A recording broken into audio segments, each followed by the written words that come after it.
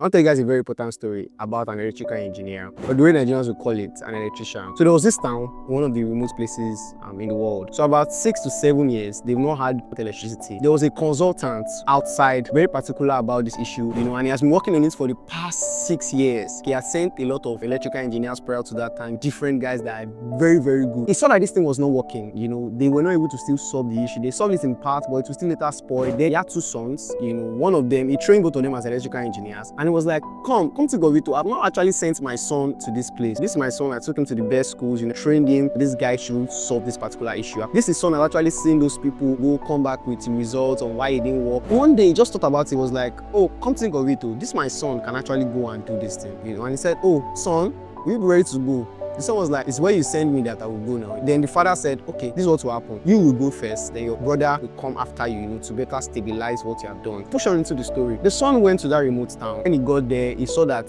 the issue was from the dam. Started working on the dam, but obviously he could not work on his own. So he got people to work with him, professionals, he got finance guys, he got guys that were already working in the dam. There for a month, just working, trying to fix issues, going to consult with people, going to ask them, okay, what could have been the issue? What was peculiar about that time was that they had a lot of rich people, and those rich people, they were not ready to fix that light because they were benefiting from the use of alternative source, which are generators, and all those. Because the guy was already making a lot of progress, fixing their life, the so-called rich people obviously don't like him. He was basically taking their business from them. He had solved some particular issues with their lights, and these people were no more consuming generators. These people, better said, they were now saying that, oh, it's possible for me to get like, why am I using generators? So they ganged up, paid off one of his key workers that had access, to that dam. Paid him off mad sum of money. I don't want to mention the money here. They told him, guy, we just need to go there and spoil this particular thing. And the guy was like, this is life-changing money. Took the offer, went to place, spoiled that particular thing in the dam, and then there was no light again in major parts of the place. And his workers, came to meet him that, oh God, this thing has happened. The boss found out that, see, this thing, I only gave one person this particular key because those electrical sources have different kind of keys. So he found him and said,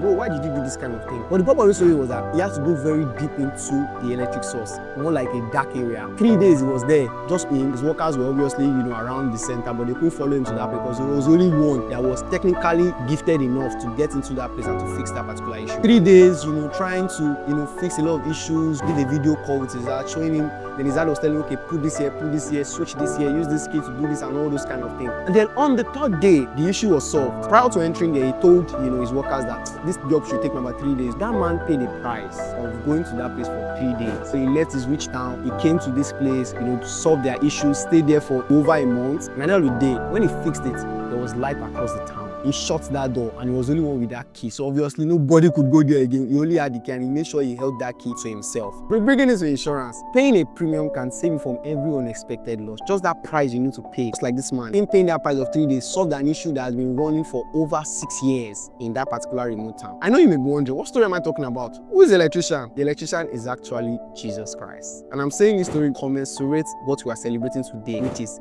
Easter. Jesus paid a price by dying and he got a victory by what? Resurrecting on the 3rd day, which we're celebrating today. That's the element of this story. Insurance, you pay a premium and you also get covered, just like what Jesus did. I hope you love the story. Happy Easter, guys.